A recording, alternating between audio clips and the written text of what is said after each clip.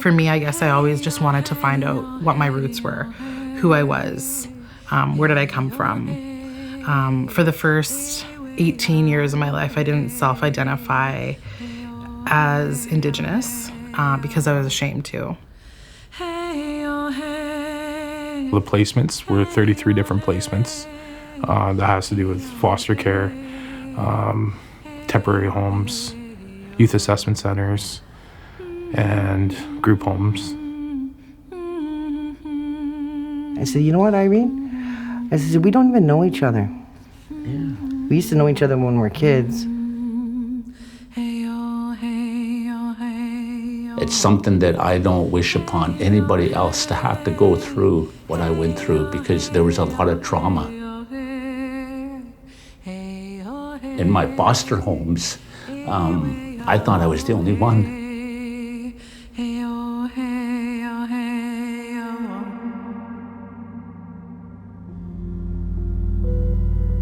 I applied for my child welfare records through the Alberta Government.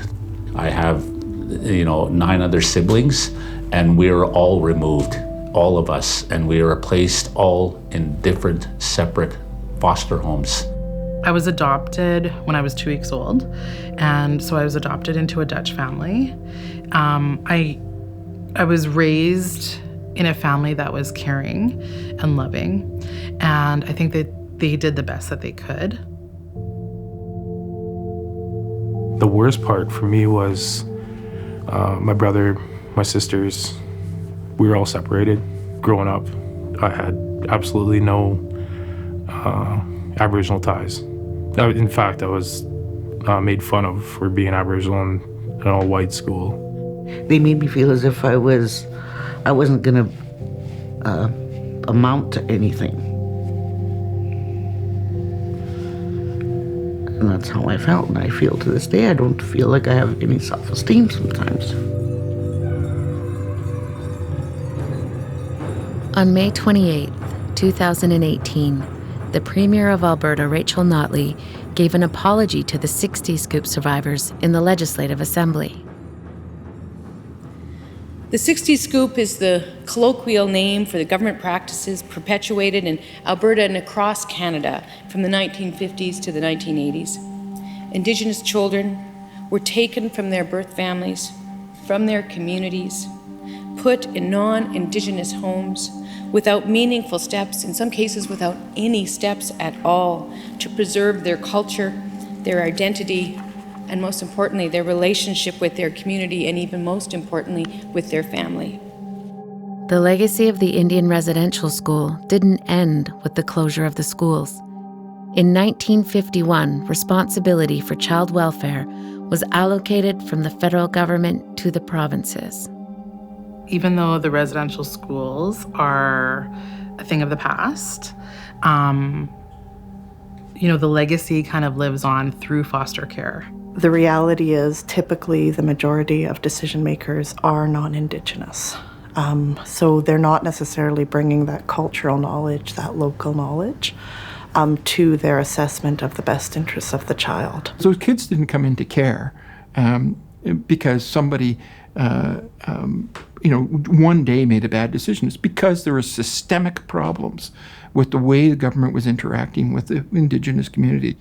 The scars of this tragedy still linger, some as fresh as they were a generation ago. Many of you told us you still experience family dysfunction and difficult relationships as a result of what was done to you. That family bond, sense of belonging, all that stuff, that was a lot of the things that you were missing growing up. And I wasted a lot of time being on the wrong side of the law, just because I didn't care anymore. There was a lot of losses that we experienced, loss of language, loss of culture, loss of identity, loss of family. And one thing that was really a big thing amongst us is abandonment. when the former premier in the province of Manitoba issued an apology to the survivors in Manitoba. I watched that apology, very emotional day for me.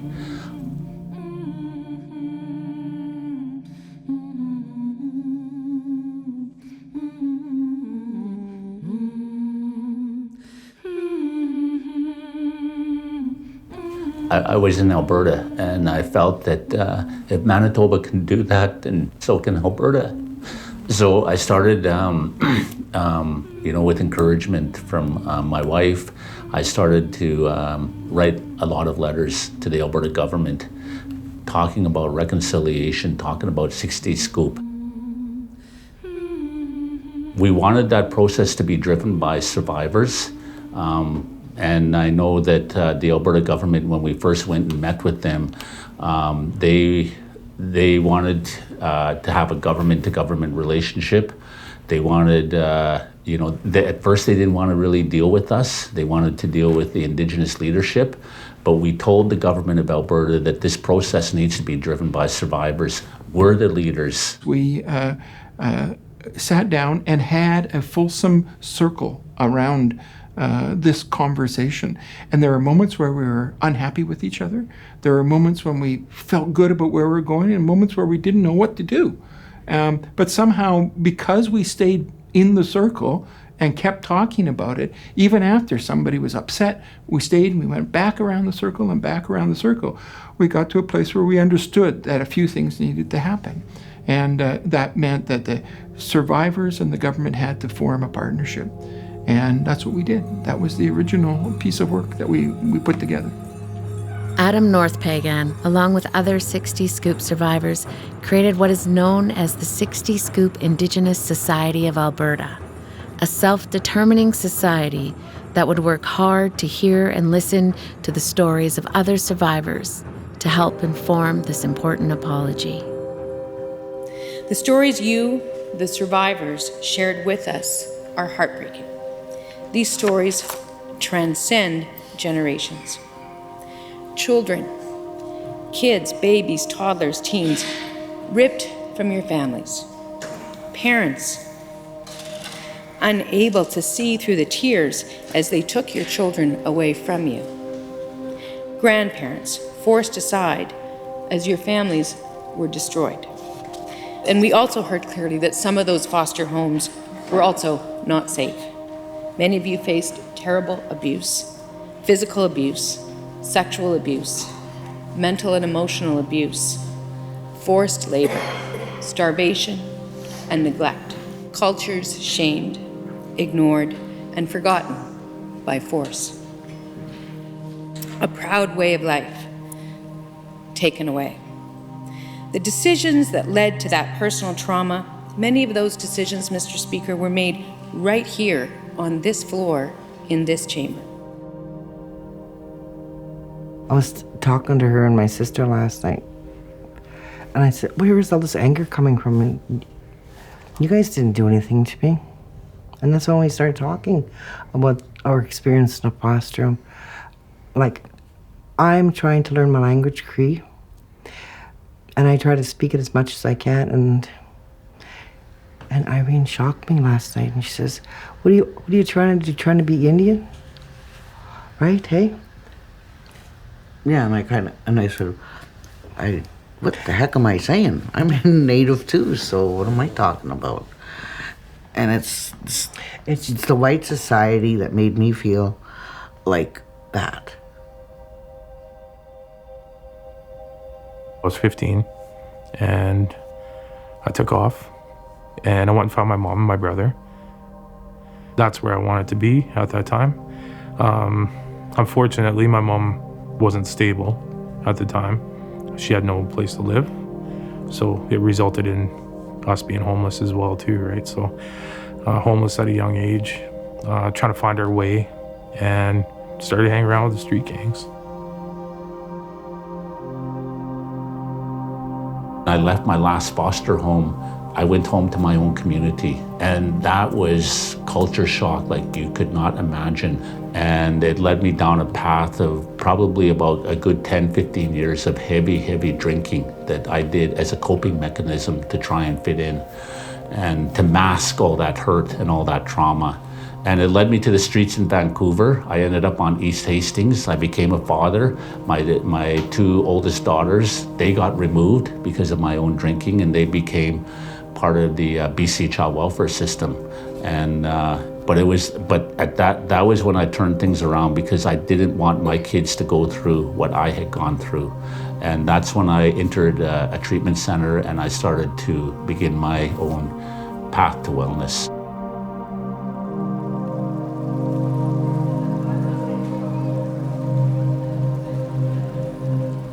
Since I've started my journey, I've found my birth mother, my half-brother, and I've started on my own spiritual journey, and I haven't stopped since then. Shiela and Irene have just begun their journey of healing as mother and daughter. One big thing that I had to let her know is that she did nothing wrong. She had me when she was 13 years of age. And by giving me up, I mean, she was unable, because of what happened systemically, she wasn't able to take care of me. Now that I see her, what a beautiful young lady she is.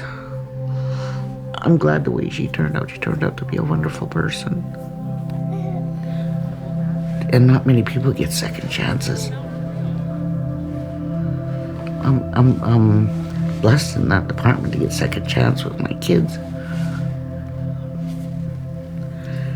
And I hope there's other people out there too that get a second chance.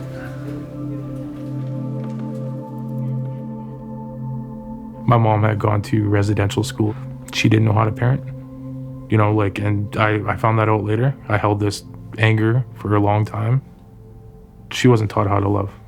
She was in the same position as I was, right? She wasn't taught how to be a parent.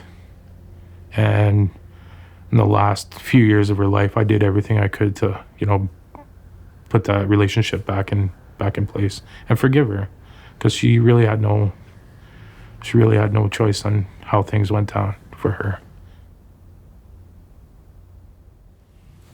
To you, the survivors of the 60s Scoop, to your children, to your parents, to the rest of your families, and to your communities. From me, as Premier of Alberta, from all of us here, as the elected representatives of the people of Alberta, and on behalf of the government of Alberta, we are sorry for the loss of families, of stability, of love. We are sorry for the loss of identity, of language and culture.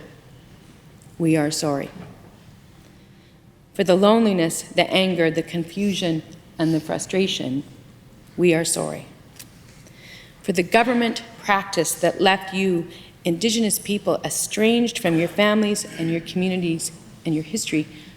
We are sorry for this trauma, this pain, this suffering, alienation, and sadness. We are sorry. To all of you, I am sorry. Hey, oh, hey, hey, oh, hey, oh, hey, oh, hey, hey, oh, hey, hey, oh, hey. That apology, it's a once-in-a-lifetime event. It'll never, never, ever happen again in my lifetime, or my kids' lifetime, or my grandkids. And it was a very, very historic day for the Indigenous people and all Albertans. For me, it was like a long time coming. Like you sit there and think in the back of your mind growing up that this isn't right. Sorry doesn't really mean anything until you put some action to it. Simply saying I'm sorry for the 60 Scoop by itself is not sufficient. The response has to be commensurate with the trauma that occurred. And we understand that what was really bad about the 60 Scoop was all of that grief and suffering and loss. The loss of family, the loss of community, the loss of culture, the loss of language. And so if we do care about all those things, which we do, then we have to work as a government to fix all of those things. So we have to support families, we have to support communities, we have to support culture, we have to support language. I think that foster parents need more training. It doesn't matter what kind of foster parents. They could be white, black, Native, Asian. It doesn't matter. Parents are parents, and the whole parenting thing needs to be addressed. It doesn't matter what kind of home you're in. Just making sure that they're taking care of a child, not physically, but mentally as well. I have a hard time supporting the social services and the foster care system, but I know there are good social workers out there. There's great social workers out there. I know some of them. I've dealt with some of them, and I know there's great foster homes because I've been in some of them, and just we need more of those. Because we really believe that if people understand more, they're less likely to be racist, they're less likely to be oppressive, and they're going to think more when they sit down to do a policy, when they sit down to make decisions about their interaction with the Indigenous community. So we have to find ways to, first of all, acknowledge that non-Indigenous people in Canada have these lenses that prevent us from seeing the full spectrum of strengths within Indigenous communities. I know that there are a lot of survivors that haven't moved as far as I have in my journey, and they're still out there. They're still wandering the streets. They're still wondering who they are. They're still suffering with addictions because they do not have a sense of identity. They don't have a sense of community. They don't have a sense of family. And I really have a lot of empathy for them. So that's my challenge is for communities across Canada, is that you have a welcome home ceremony for those survivors in your communities, because we need to bring them home. That's part of our culture as Indigenous people, is welcoming them home. After I had my daughter, I realized how weak I was, and that she is 10 times stronger than I'll ever be, and that she chose me. So, I have to kind of keep going on, keep moving forward. And, there's a lot of pain. There's a lot of pain from the past, but I think that in order to move forward, it's keeping up that strength and keeping up that fight and moving forward and looking forward to future generations. Oh yeah.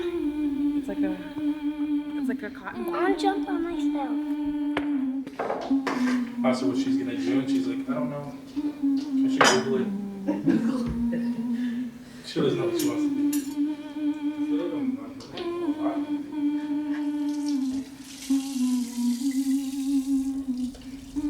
We force ourselves to break the cycle. Like, I broke the cycle with my family. My kids know who I am, their dad. They've never gone a day being hungry, ever. They are spoiled, which is something that is rare. And it's something that I created, and I knew I had to do that when I had my first child, right?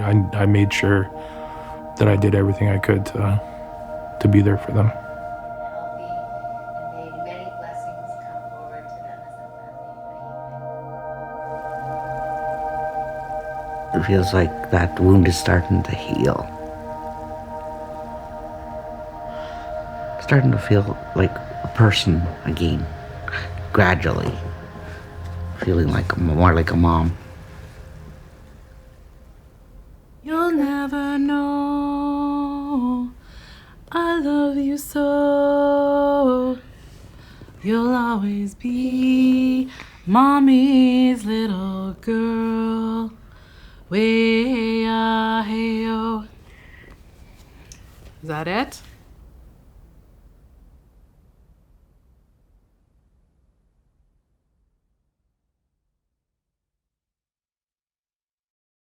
Do you know